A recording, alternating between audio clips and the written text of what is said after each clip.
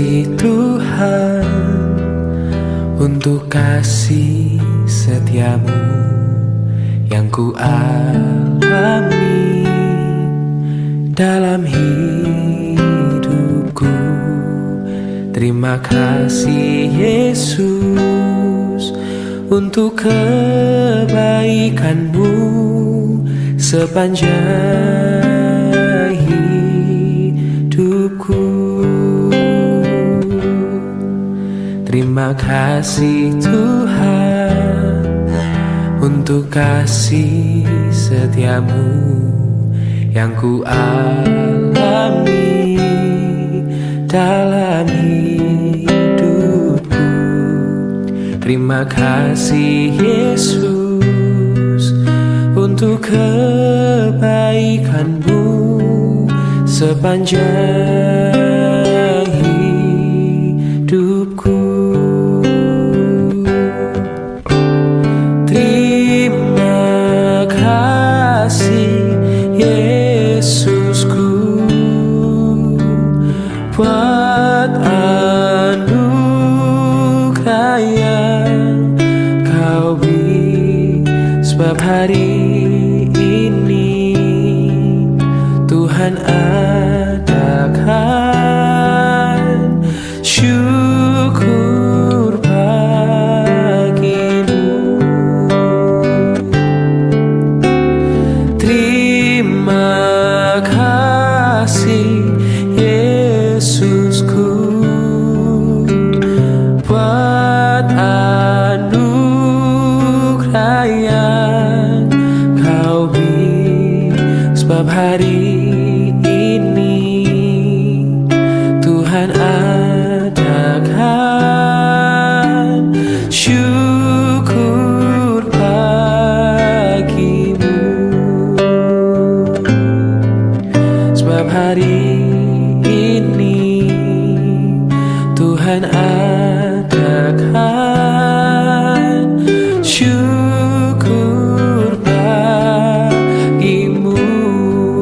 Oh, sebab hari ini Tuhan adakan syukur bagimu.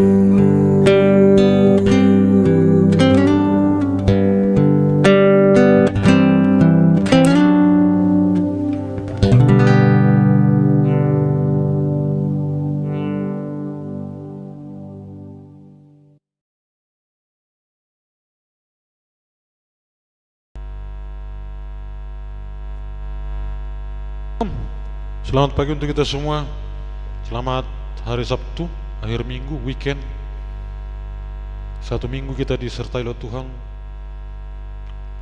Tidak ada alasan bagi kita untuk tidak bersyukur. Bersyukurlah kepada Tuhan, sebab Dia baik. Kita masuk dalam doa pagi kita berdoa. Tuhan Yesus yang baik, sungguh nyata kasih-Mu bagi kami sampai akhir minggu ini kami ada oleh karena pertolongan-Mu. Ya Bapa, kami akan terus memohon dalam setiap hari-hari kami, Tuhan beserta dengan kami. Termasuk hari ini, kami mohon penyertaan-Mu. Kami akan mendengarkan firman-Mu, penuntun kami untuk satu hari ini. Berkati kami. Dalam nama Tuhan Yesus kami berdoa. Amin. Firman Tuhan bagi kita hari ini, temanya doa dan permohonan. Doa dan permohonan, kesimpulan dari alat kelengkapan senjata rohani yang sudah kita renungkan satu minggu ini. Inilah kesimpulannya, yaitu doa dan permohonan. Ya, doa dan permohonan di Efesus 6 ayat 18. Demikian firman Tuhan. Dengan segala doa dan permohonan berdoalah setiap waktu di dalam roh, dan berjaga-jagalah di dalam doamu itu dengan permohonan yang tak putus-putusnya untuk semua orang kudus. Demikian firman Tuhan. Doa dan permohonan, saudara-saudara, setelah kehidupan kita dilengkapi dengan berbagai alat kelengkapan senjata rohani dalam diri kita, untuk tetap konsisten bagi kita untuk menggunakan senjata rohani ini harus ada doa dan permohonan. Sepertinya Rasul Paulus membedakan doa dan permohonan. Doa itu bisa menjadi doa yang dibacakan, mari kita bacakan doa. Ya. Permohonan tidak bisa dibacakan kepada Tuhan. Ini tergantung sikap hati juga bagaimana kita berdoa kepada Tuhan.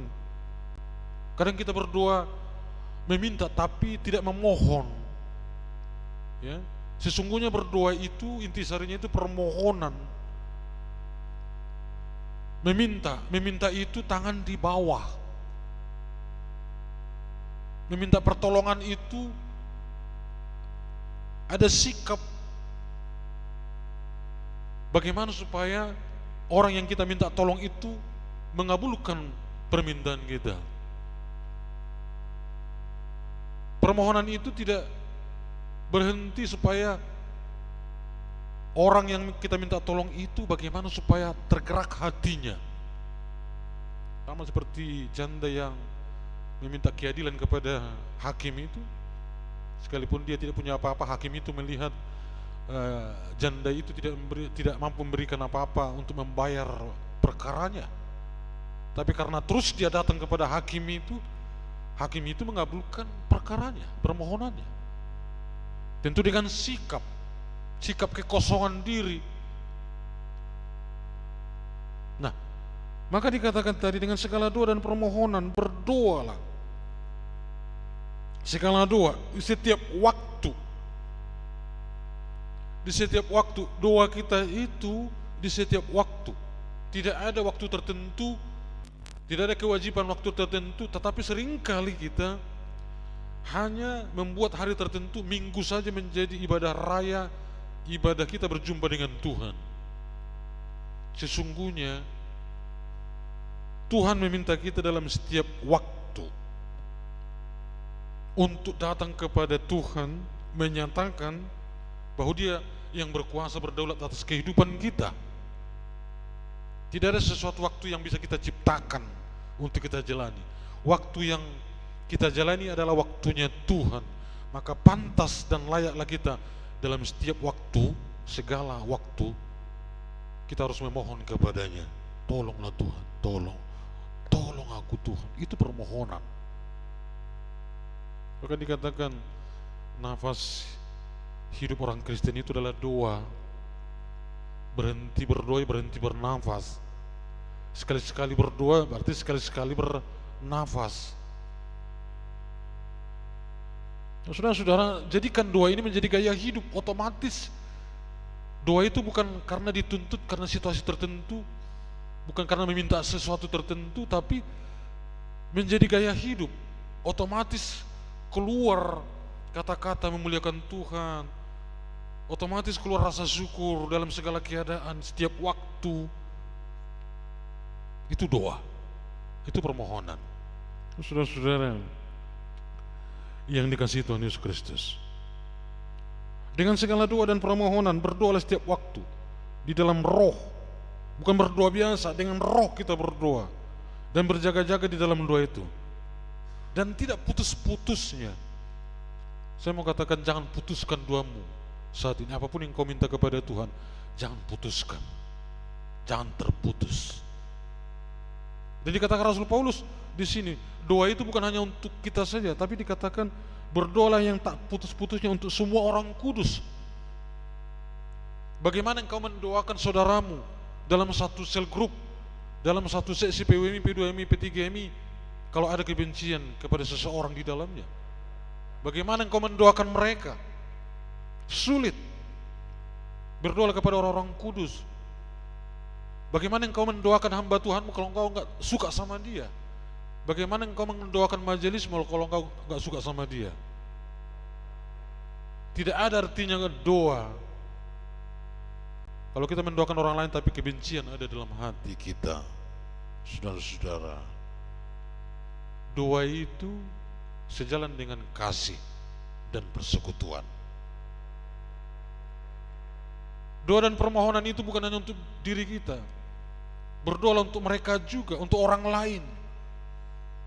Jangan buat doamu doa yang eksklusif, hanya berdoa untuk diri sendiri, berdoa untuk keluarga sendiri, berdoa untuk gereja sendiri.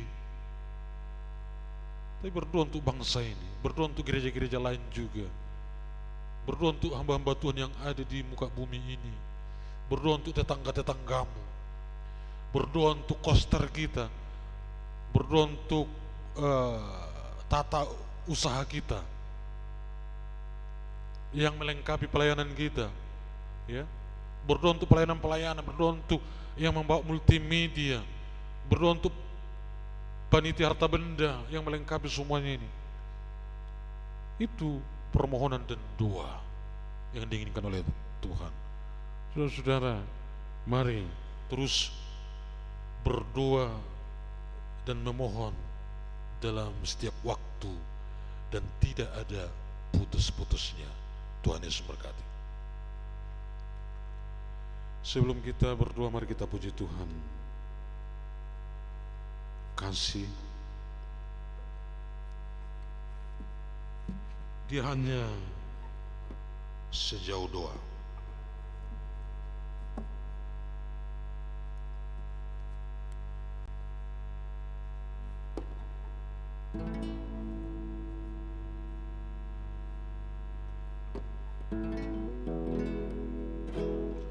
Bila kau rasa gelisah di hatimu, bila kalang kabut tak menentu hidupmu, ingat masih ada seorang penolong bagimu.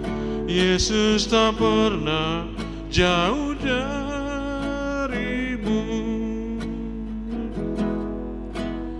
Bila cobaan menggodai hatimu, bila sengsara menimpa keadaanmu,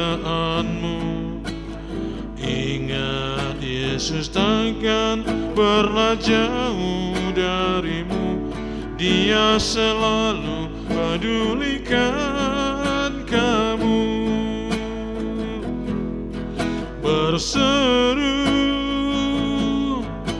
memanggil namanya, berdoa, Dia akan segera menghampiri dirimu. Percaya, Yesus tak jauh darimu. Dia hanya sejauh doa. Berseru memanggil namanya, berdoa, Dia akan segera menghampiri dirimu. Percaya, Yesus tak jauh darimu. Dia hanya sejauh doa.